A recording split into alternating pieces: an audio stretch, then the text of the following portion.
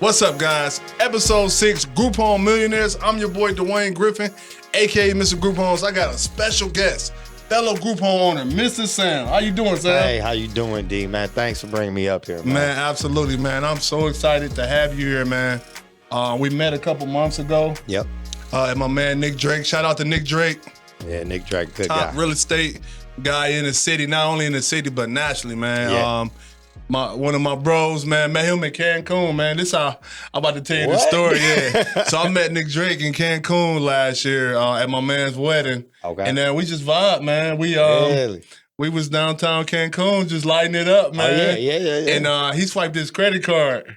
And I remember he paid for some things. And so when we got back here, I had called him up like I was having a cookout for my birthday, and he came over, and I broke him off, man. But we've been tight ever since, man. I actually talked to him yesterday, but Okay. Shout out to Nick Drake, man. Met him at his grand opening for the Drake Center. Oh, yeah, yep. And sometimes they don't take people playing in the sandcastle together, y'all, to hook up, man, because me and Sam been locking arms ever since we met that day, man, and it's been wonderful, man. So what's going on, Sam, man? Just chilling, man.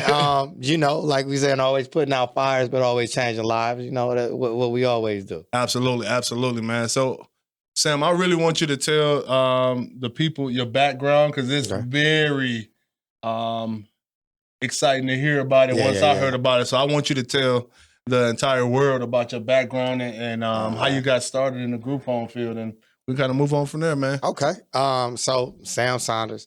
I'm from Cleveland, Ohio, born and raised on 116th off of Kinsman. And growing up was a little bit crazy. So growing up, I have DODD group homes, meaning behavioral mental health.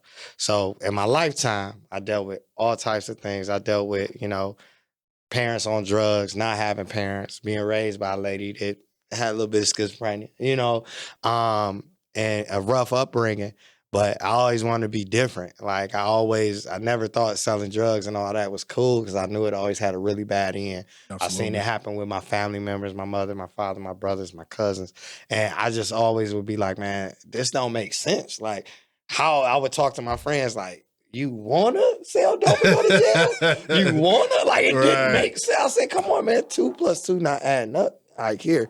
And fortunately, I was pretty smart kid, and I got to go to private school. But like the crazy thing, I would walk through on 116th right off of Kinsman, and my friend Pep, my friend Doug, they'd be out there sitting at school desks selling fiends and in a single file line. And they'd be like, man, what you still going to school for, man? You gotta hop off the porch. And I'm like, nah, bro, I'm cool. And coming back home and just having to be the kid. I was always, popular kid in high school and stuff, but I wasn't no big time drug dealer. I didn't have no Lexus in high school, I played sports. I did my schoolwork. I've been living on my own since I was 15. Like I said, the lady that raised me, she's my great aunt, and she raised my mama and my uncles because my grandmother had not a drug problem, but an alcohol problem. So my aunt had to raise my mother and them. Then my mama and them all had drug problems. Then, my aunt got to raise all of us. She never drank, never smoked, and raised us up in the church. But when you grow up on Kinsman, and I grew up in a time when the folks and GDs came through the neighborhood, and it changed everything. I mean, literally, our neighborhood was nice. Like, I mean, people were like, "Oh, you live on 116th," but it was nice, bro. Like, I'm telling you, everybody's lawn and everything was right. But like when the gangs came, big time drugs came. Crack was there. Heroin was there, but like when the gangs came, they organized it. And and around what time was this? Because we want to 89 and 91. 89, 91. Because because I started doing this at the beginning of the episodes, but even though us being from Cleveland, we really got to let the people from Compton, from Houston, from New Orleans that's listening to this podcast know the demographic that we come from, and being able to let them know that it's the same thing. What Scarface say? The world is a ghetto. The world's a ghetto. The world's a ghetto. So continue on, man. I'm enjoying this story. And like I said, like it was just times where my aunt that took care of us, she struggled with mental health issues, and like it was like, you know, you get emotionally abused, verbally abused, physically abused, but you like, well, shoot, everybody can get like this. Like all my friends' situations is like this. They mothers on the corner selling they sell like, so it was just so hectic. And it was kind of meant for us to fail. And so, you know, I always been a person, despite my aunt being the way she always told me I was different. She was like, you got a lot of work ethic, like, and you ain't scared of nothing. And like, and that's one of the things like in life, like you can, you know, you can be scared of say heights because it's something you can't change, Right. but you can't be scared of failure. You can't be scared of like trying over and over and over again. Hey man, repeat that, bro. What? Can't be scared of failure, man. Can't be How scared. many times you failed before you did it right, D? Oh, A million times. times. So like I said, I grew up in a neighborhood. We had curfews. Like you couldn't cross other gang lines because we had vice lords too. So you know, like so vice lords, we had Crips, we had rolling 20 Crips, like, and we had folks GDs. Like, so it was like if you didn't play sports or you didn't have like you wasn't Calvin working at McDonald's, they didn't know you had no affiliation, you couldn't walk the streets. And then the feds came, sent everybody to jail. Everybody with a tattoo, you got sent to jail. And so we got what we got now. Everybody selling dope, you know, renegade style, you know, more murders. Because when it's gangs, despite it's a gang, it's organized, you know. And so I'm a teenager now, I'm in high school, and my aunt get dementia. And so, I mean, I was in the streets. It was what it was. It's just the environment. And my sister took her because she raised me and my sister. And my sister's husband was like, he can't live with us. He too wild. He tripping. And I was like, what? And I fought dude because of that. Because I was like, man, I'm a kid. How you gonna make me live by myself? Like, because I act like a man. I ain't a man. And I had to live on my own. And I went to Central Catholic, Cleveland Central Catholic on Broadway. And it's like an urban Catholic school. It's a private school, but they kind of cater. It's a couple private schools in Cleveland, and they cater to the inner city. Like they give you scholarships and stuff like that. And them people love me, man. They understood my story. And that's how I got into really the mental health field for real. Going there because we had individuals that were DD, mental health issues, developmental delays, and kids would bully them. Like it was the weirdest thing in the world. Like this person is he's vulnerable. And I mean, I'm talking about putting them in a toilet, like weird stuff. Like, and me, you know, some of these kids that go here come from good families, come from good neighborhoods. I ain't. So I catch you doing that, I'm gonna beat you up. Like, because it's wrong. So you fended for him before you had to take care of him. Yeah, I fended for him. And my mentor was a lady, Miss Hines. She was like, well, you know, they need things to do, Sam. You play chess pretty good. Why don't you teach them how to play chess? I taught chess, and a few of them was beating me. And I'm talking about these just individuals, developmental delays. I was always big into working out. Not too much. Nah, you know, I'm like, you know, we chilling now. But I work out from time to time. chilling. We had a little workout. I come to school early every morning. I work out with a few of the kids, man. And it was like something that stuck with me. And I was like, man, I want to do this. And I went to the military. I came out, man. I had a job, like working in a group home and one-to-ones. Everybody was, you know, fighting, spitting, scratching, tearing it up. Yeah, man. And me and my first, like one of my first girlfriends, we have a kid together. We worked there together. And we was like, man, we need to get one of these, but we didn't have no information. And then I had to stop working. Had too many points on my license. So I couldn't work no more. Back then, you couldn't work. You couldn't have a job with the points on your license. And I got the job. I got the points too, like 4 of the points working at the place. And I was like, just let me work and I just won't drive. Like, I'll just come out here. I really like it. They said no, you know, and so I went on my journey. I went to Cleveland State. Then I transferred to O State, graduated, and I was working. Freeze, bro. What? Come on, man. You went to school. Hold on. First of all, you was raised by your aunt. Then, you was denied by the job, but then you went to Cleveland State, then you transferred to Ohio State. Yeah. You graduated, you just moved on like that was a bag No, of chips. I ain't gonna. How we gotta tell the people, man. And I'm And gonna tell them what your degree was in, man. I'm gonna tell the real story. Come on, so, baby. Let's go. Okay, so I transferred to Ohio State because my girlfriend, who was pregnant, went to Ohio State. So I transferred from Cleveland State to Ohio State. Best thing I ever did. Because I'm from Kansas, man. I would get out of the military. It's 20 dudes on my porch every day because I'm a dude from the neighborhood. And we ain't doing nothing wrong. We just hanging out. But we all know, when you just hanging out with no agenda, nothing to do, you going to get in trouble. Military veteran, huh? Man, yeah. Military vet. That's why I got this fatigue on, I guess. Honorable discharge and all that. But I was in the Air Force. I worked on planes, got a associate's engineer. So I was like, man, I don't know what I want to go to school for, whatever. And so she get pregnant. And I'm like, man, I got to take school seriously. And so I got into Ohio State and I was like, well, I'm going to just do engineering. And I'm like, I already got the associate. Man, you playing. Come on, man. I'm serious. Come on with it, man. So then my mother passed. And so I got to take my 12-year-old sister and raise her. I'm 23, 24. Full-time college student. And then something happened with my son's mother. I got to take custody of my son.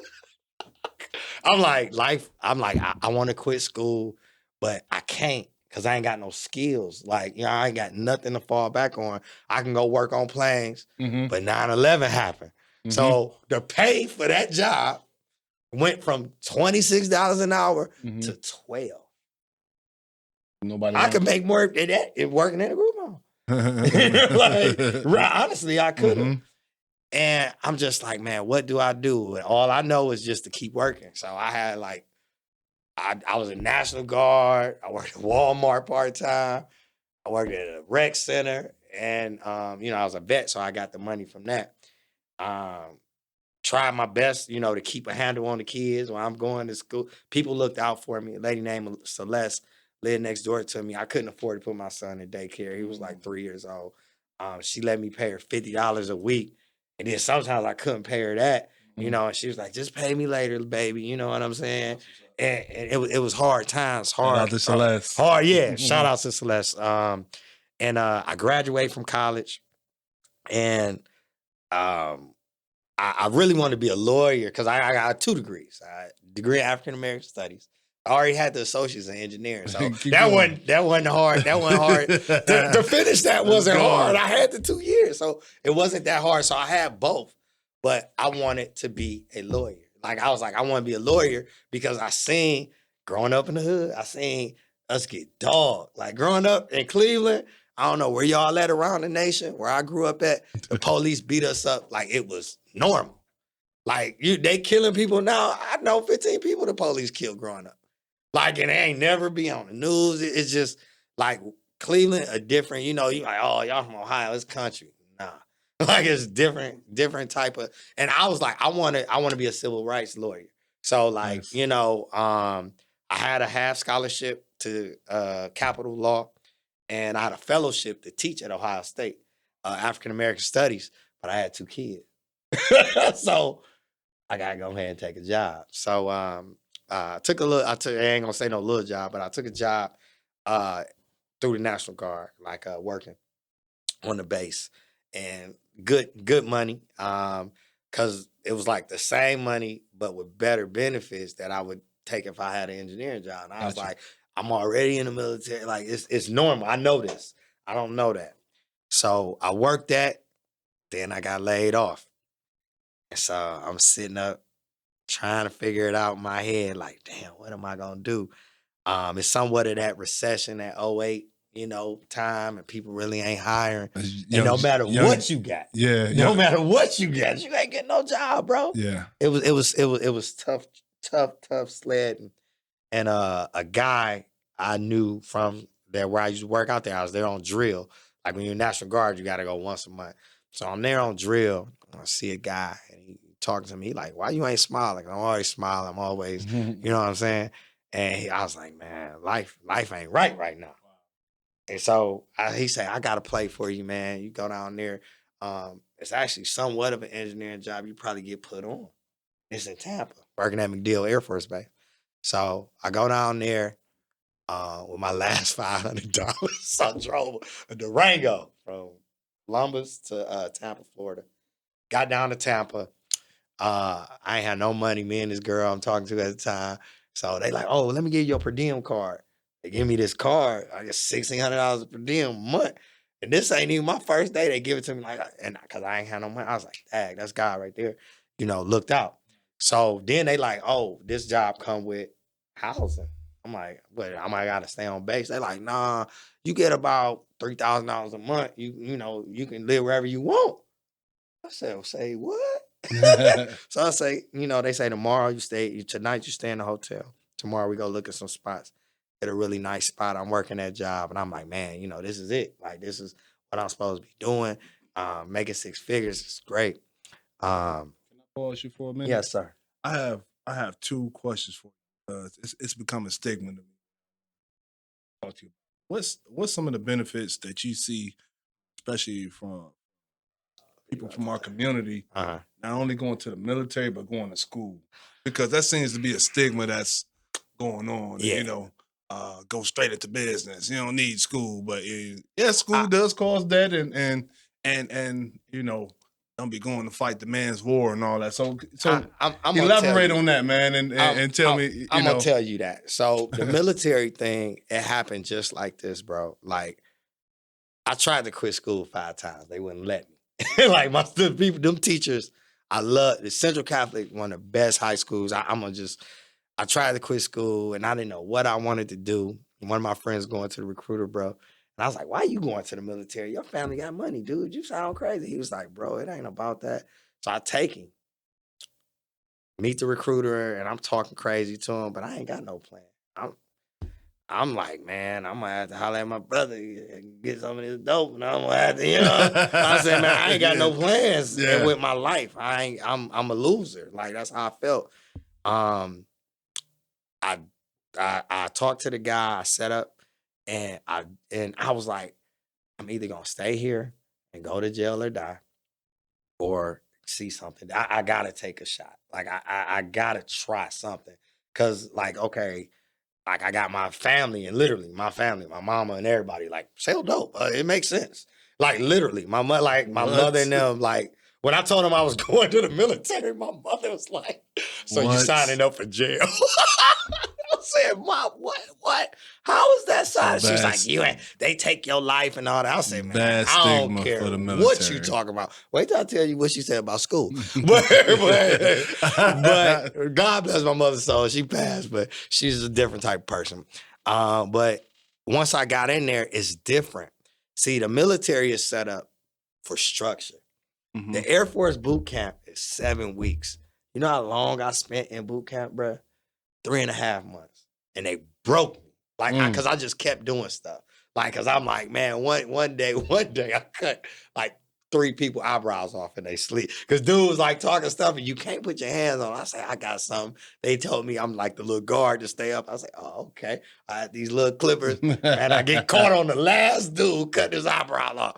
So they take me back to 0 week, cut my hair off again. I'm about to graduate. And so now my family, they're like, oh, he in jail. I told you, he went to Texas, bought some drugs. Like, but it wasn't that. Like, and so I did something. What was the last thing I did? Oh, yeah. So boot camp is on a base with the regular, people. So I acted like I was a regular person. I was going, using the phone, and I was on restriction. I get caught. One of the drill instructors followed me. And so he take me all the way back to the beginning. I said, hey, I'm going to be the best soldier y'all ever had. I said, I swear, I was crying. I said, y'all broke me. But I needed that because I was just wild. I was bad from kindergarten to the 12th grade. No accountability. And I loved, the military. And it gave me purpose. But I was like, I don't think this is it for me. I think I ain't saying I'm bigger than that, but it made me adjust and structure myself. And I said, school, now it's time for me to go to school. Cause like before when I graduated, I think they just let me graduate. I don't think the grades was there, but when I was in the Air Force, all the colleges they sent us to, they let us take college. I was like, all right, now it's time to push yourself. Straight A's, everything, best in the That's class. good, man. Then I was like, oh, I'm about to go to school. That's like, dope. I leaned on football so heavy. Yeah, man. I know. You know, he was a legend back in the day. You know. But I chased it so hard that, you know, when you lose it, yeah. you know what I'm saying? I lost, you know what I'm saying, myself. Right. I want to get back to group homes, but this again, this not only therapeutic for us, but you know what I'm saying, this story is resonating with somebody, you know what I'm saying, that's listening to this podcast. So the military can get you out of your environment quickly, get you some money, and you can figure your life out for that 3-4 years. Then you can figure it out, because that's what it did for me. I was like, oh, okay, now I know what I'm supposed to do. Went to school, had those struggles in school, had those struggles even as, you know, a worker. And I started working in Afghanistan as a defense contractor for a big engineering company. Like all the traffic lights and stuff you see, they invented all of that. I networked my way through it because I'm talking to people, hey, you know, smoking and joking. That's what they call in the military. And I'm over there, subject matter expert of the world, this big company. I'm a dude from Kansas. I'm like, they like, yeah, you 2 promotions away from working at the Pentagon. I'm telling all my dudes back in the hood, like, dog, I'm about to be working at the Pentagon. I mean, and making a lot of money, And what we did save lives. It's like these cameras that could see the IDs. So really cool. I have an accident, break my back. So I got to come back to Cleveland. I live on the beach in Florida. I got to come back to Cleveland because it's the only place I got family. And when I sat down. Take care of you. Yeah, to take care of me. Right. And I said, I'm going to do what I really want to do. And I said, I want to help people in the DD community. So I sat down. Before I could walk, I sat down. I did my application. Got denied the first time. What year is this? This is 17. Yep, this is 17. Got denied. Second time, I got approved. I didn't know how hard it was to get clients. Bro, I'm thinking it's such a need. You ain't had that group home app. Right. I didn't know how hard it was to get clients. I have a client, lose a client, have a client, lose a client. So had been going for a couple years. So 19, but I've tried since 17. 19, I get my certification. So I get about 7 clients. We doing good. I don't know what came. COVID. I lost everybody but like one dude, and he was like 20 hours a week. 20 hours a week. And I just worked it.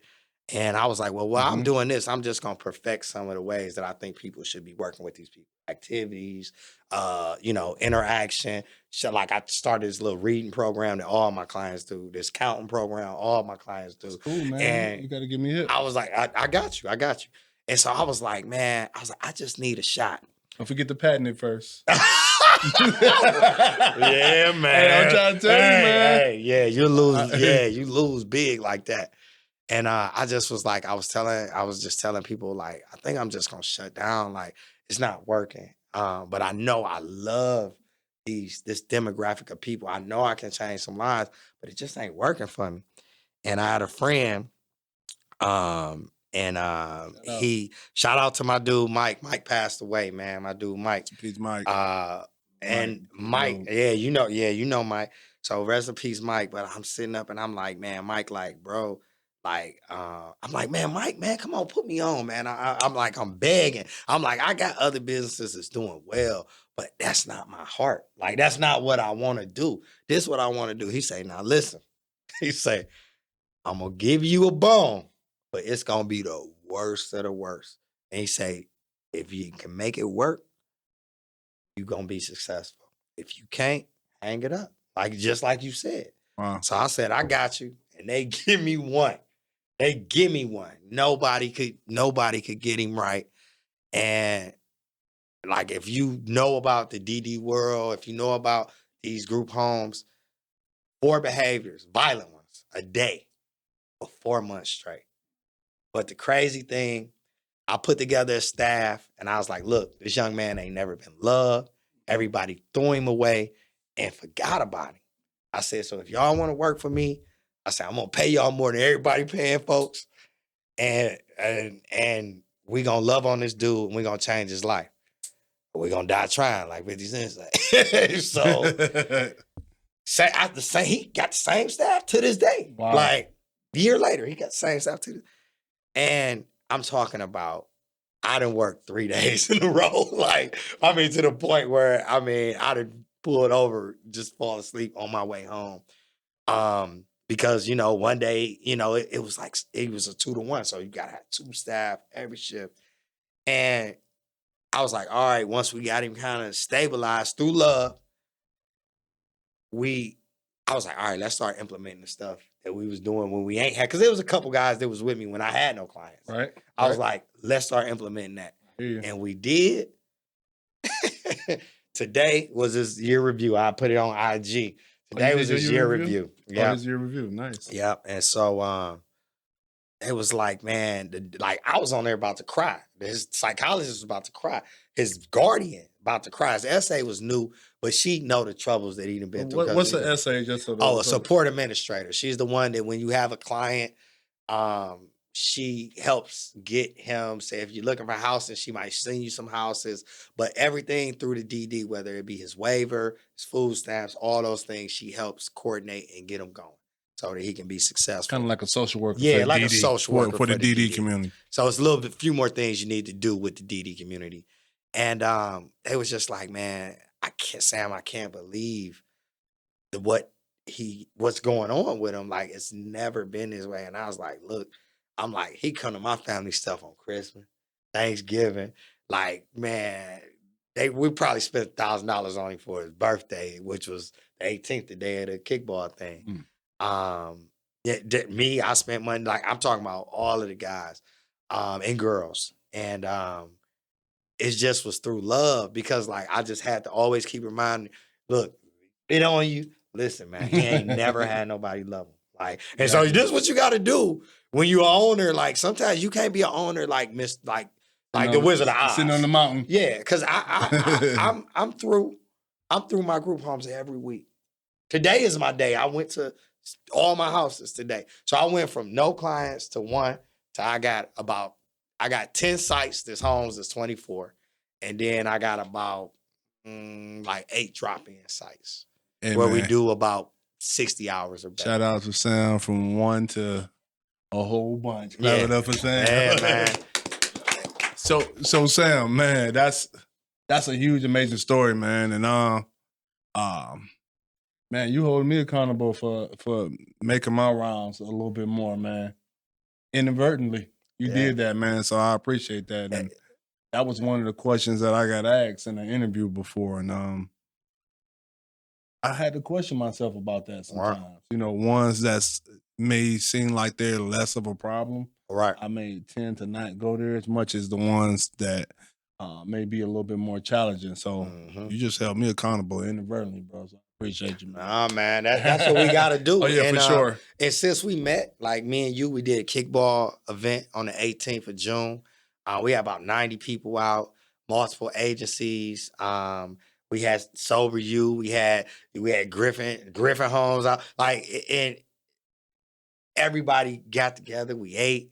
We played music. We played football. Played kickball, and it was just a good time, man. And the thing, like, the name of my company is Life Changing Care, and that's the type of care we're trying to give. Like, you can't look at these individuals on paper. Like, like when I heard the other episode with Mr. Eric on there, like, you get this caseload and it might be a horrible person, but once you meet them, you see this person, ain't nobody ever gave a doggone about them. If you give a doggone about them, that's what's gonna happen. He gonna start believing what you say. Absolutely. So not only accountability to myself, but to owners to really be hands-on, show your employees that you care, and also that your individuals that live in your homes that you care, because it rubs off.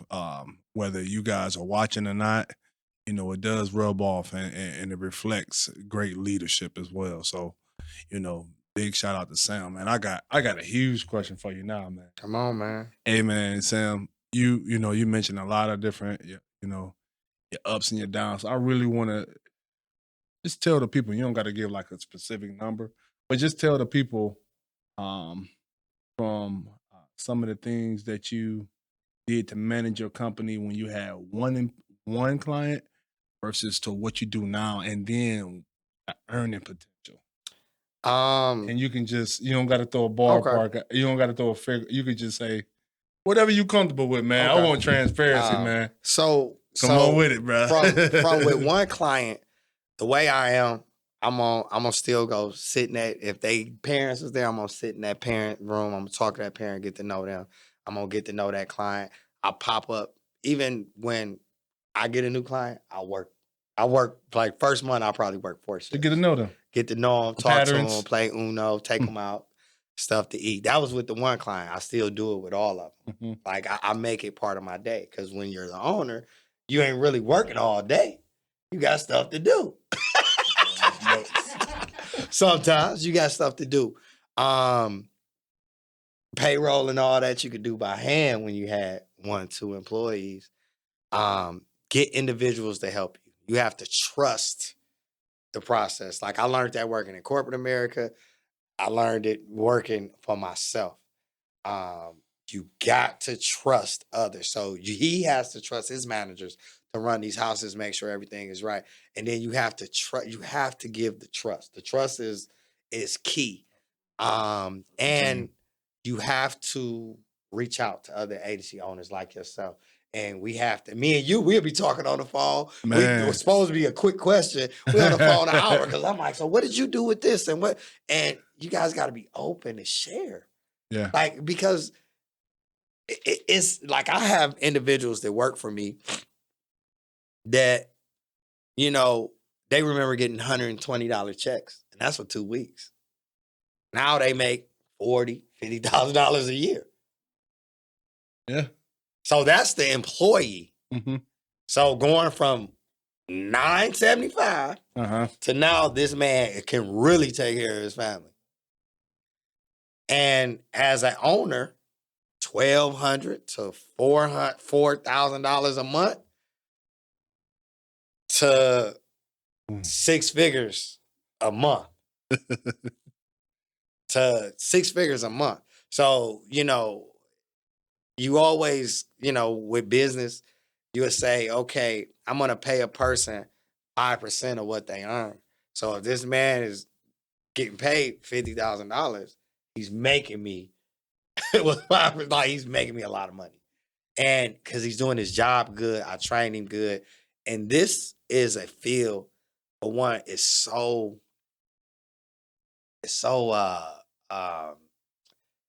like it's such a blessing. Like you see people change and you can make a lot of money, but it ain't about the money. Mr. Eric, on your last episode, was talking about legacy. My son now works for me. My son comes into the office and learns the administrative stuff because he's going to graduate as a nurse in about a year. Yeah, I met him at the kickball game. Yeah. No. That was the little son. I got a grown son. Yeah, you got your grown son. He was out of town actually. He's going to be taking over the role of me, and I'm just gonna consult. I got an 11-year-old son who's comes up in the business. That's the one you met, and he's going to be his brother's partner once he goes to school, gets his degree. But he's smart. He probably gonna graduate school at 16. But you know, at 18, 19, he's gonna be help run a multi-million-dollar business. So a multi-million-dollar business of care and love. It ain't just no multi-million-dollar business. You really changing people's lives. You really changing your employees' lives. I had guys that was Section 8 people and all that other stuff. They're like, man, I just got my first real apartment. Man, I just got my first car. Yeah. My first car, and these was 23, 24. I ain't never had a job. I can make enough money to buy my own car. Like that type of stuff resonates with me. That type of stuff, like in life, like it ain't about the money. Like if you think it's about the money, you a fool. Like, and you'll never reach where you're supposed to be. It's about your imprint you leave on hearts, minds, and souls. That's it. We still like to look nice and stuff, but you know, in certain neighborhoods or even our own community, we could be perceived as somebody else, man. Yeah, We just yeah. business owners. So it was important, bro. Yeah. I wanted you to come fly. I had to pull out my fly kit on you, man. But I really wanted you to come fly to just to show people that, you know, it's not necessarily a look that comes with that. It's certain scenes. If we at a banquet or if we going to one of our interviews, we know how to tighten up. Y'all see when I first came in here, 3-button up, but at the same time, we got suits on deck. Yeah. We got chains on deck. You know what I'm saying? Yeah. And this is just a part of our culture, and we embrace the culture at the same time. We embrace all of our victories too, bro. Right. So I really didn't want you to skip over that school part. But that's so important, man, because it gave you, and the military part, it gave you that base. Yeah, that military game. Like, bro, without that, it wouldn't have, I wouldn't have had the discipline. That's super dope, man. No, absolutely not. Like, absolutely not. Like, cause I didn't take nothing seriously. Like, you know what I'm saying? Like, but the military made me like, all right, like it makes everything. I'm not playing with you. Yeah, they Boy, really, I'm not playing with you. They really not playing with you. It sounds like, you know, I don't know if I can do this, but I'm gonna shoot my shot because I always say this. It sounds like camp was like football camp, and then you had to start over again. From day zero. I come from the old school 3 days. Man, day zero, bro. Like it's like you not understanding. Like when you like at their levels, you can like go to the little joint, talk on the phone, you can go eat whatever you want. Mm-hmm. And then 0, you can't do nothing. Wow. You like, you know, you got on regular clothes. They took me out of uniform and put me back in my regular civvies. That like in your own civvies. Like, and I was just like, man, you know what? Because I was like about to graduate and stuff. I was like, okay, y'all got it. You got it. Yeah. That's dope, man. You got an awesome story, man. As I got to know you more and more, that's why I knew about your degree. I knew about your military background. I knew about you being an engineer. I really wanted people to understand, you know, your background and some of the daily disciplines that you did to even obtain these type of things, because it's like that. It's still that slow grind. You know, you just went over like a decade or plus. Yeah, you're graduating all the way up to this point. Yeah, and I do it because like I didn't know like time constraints or anything. Mm-hmm. But like with the degrees, like very, very important, because like that was my main focus. Like especially once I had a son, I was like, okay, I know a degree can always make me be working. I know I'll always be working. Mm-hmm. Like anywhere I can. If I got to go to a gas station, I can keep a job, like, because I can meet a manager because I got a degree. Absolutely. You know what I'm saying? You're not getting the scraps. Yeah, I'm not getting the scraps. I'm going straight to the mid or no the offense to anybody. Like, yeah, but that degree is a different echelon. And then, like, you know, I was in the Columbus area and I had a degree from Ohio State. So when you walk in, they're like, oh, I'm a grad too. You know, and it's the camaraderie there. Like, and it shows people. I asked somebody something about like degrees. I said, what's the big deal about getting a degree? They said it shows that you can commit to something and finish it. You can commit to something and finish it. That's what a degree I look at that shows. like that. You're right. Yeah. And marriage too. Yeah. Like you can commit to something and finish it out without, you know, quitting. And some of us go to college, gotta quit. Go to college, gotta quit. But you eventually finish. And you ever seen a person that's 60 graduate from college? They so empowered. They're so happy. Like, because it is hard. Then you know it's hard. College hard. You can't teach ambition, man. Yeah, college is hard. And like I said, like the engineering degree was, I ain't gonna say it was easy, but I already had the associates. So like, I knew I was going to get that, and I was going to get that because that was my ace in the hole if I couldn't become a lawyer or if I couldn't become a big-time professor. But that's what I wanted to do. I wanted to teach the people or help the people. And then, you know, things happen. I'm like, man, I'm glad I got this other degree because, like, you know, African-American studies degree ain't going to get you nothing. You know, and people come over my house and, you know, didn't know me and grew up with me. And we just moved, so we ain't put the degrees and stuff up. Work up yet. But like, they be like, man, you gotta, what they say? They like, you got that. I say, man, you act like I'm some fool. So I was like, they like, nah, bro. Like, I just never knew. Like, you don't never talk about it. I don't.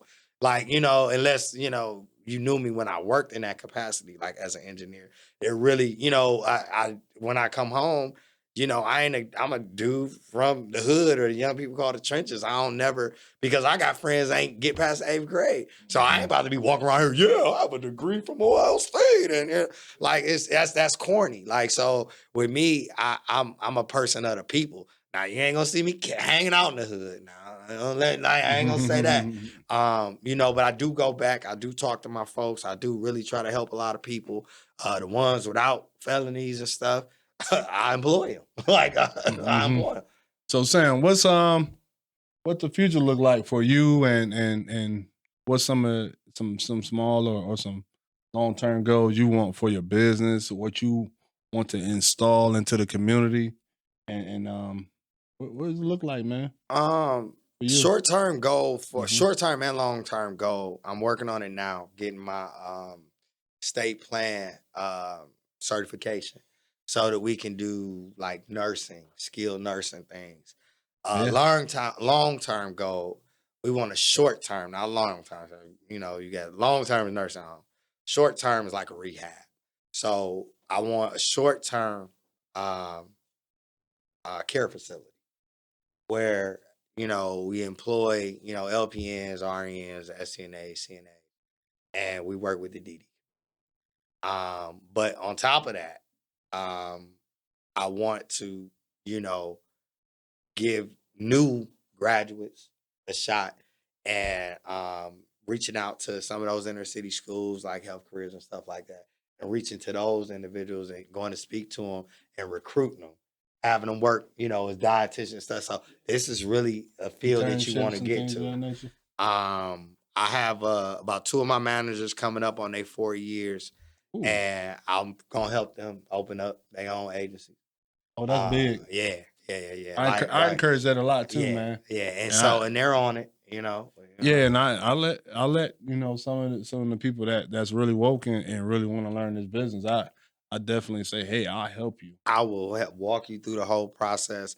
I even told them I'd give them half of their 10, because you got to look at how many years they put in for you, the things they did for you, and they got ambitions too. And like I said, I'm a very active owner, and I manage them like as managers should, as I should. Like I said, Sam Jr. coming in and running this shoulder to shoulder with me, and us taking it to probably 4 other counties, because we just service Cuyahoga. We got a really good stronghold in Cuyahoga. But one of the SAs from Cuyahoga moved to Wayne County. Wayne has been blowing me up because they're like, "Oh, you need to." Wayne is near Dayton, Cincinnati. Yeah. And I'm like, well, if I go to Wayne, I got to go to Franklin, because I know Franklin. I live there. Franklin, Columbus, Franklin, Columbus, Ohio. So that's what's our 4-year thing here. Just expanding to the short-term care facilities. I'm reaching out, and I'm gonna see if Central Catholic has like a nursing assistant type thing, because when I go state plan, before I go to the short term, I'm gonna have these spaces available. And I want to get young people. Man, I want to get some more men as nurses. My son wants to be a nurse. More men as nurses in the medical field. Make it the norm. Make it normal for them. Yeah, make it comfortable for it. And like I say, the short term care facility. And then, my son coming out and getting those 2 managers as owners, so they can come up here and talk to you. You heard me? You heard me, Group All Millionaires. Hey, listen. Yeah. Hey, I know you reached out to me about sober living, man, but I see some veterans in your future, man. I do too, man, because I get it. I kind of jumped over like what I, did overseas, but I was a defense contractor, and I worked on the front lines. So y'all's all soldiers. I gotta walk. I'm with y'all for like 6 weeks. So doing everything y'all do. Yeah, and man. I seen the trauma that they see. So I might be there for 7 days, 2 weeks, 6 weeks, whatever. And then I'm gone. But you there 9 months, 12 months, 18 months straight. And I get, because I got PTSD. When I first came home from there, I had medicine and everything, because when every second of your life you could die, it puts something different in your head. And so, like I said, I'm a contractor, so I go do what I got to do. Then I come back to the safety of the big base. I go out in danger, come back. These guys are out there every day. So when you got these, it's young boys, young men, under 30, you know what I'm saying? The 32, 33, just gone because like they're at bases where they're getting attacked 10, 12 times a day. And I understand it because I was out there with them, but that wasn't my constant. I would always, once I finish my job, I'm back. And I think that might be. Hey man, you just put a thing on me because I don't come from a family that served Mhm. in the military, so sometimes I undermine it, man. But you just like painted that picture to me about them serve like being in that front line 18 months and stuff like that, Yeah, and that's crazy, man. So shout out to our military, man. yeah, Thank you for your service, man. yeah. I mean, thank It seems like a cliche sometimes that people say and do that, man, but they're in the real field for you, real. man. I mean, Like, I look at them documentaries though, they had the sand in their face and stuff, oh and man, arms the being blown up and sand in stuff. your face. Like, so I'm gonna just give you a short little story. So in the military, you got Alpha Company, Bravo Company, Charlie Company. So I come in into this place called the Arghandab River Valley, which was the most dangerous place in the world. Like, probably still is, especially with Taliban running amok.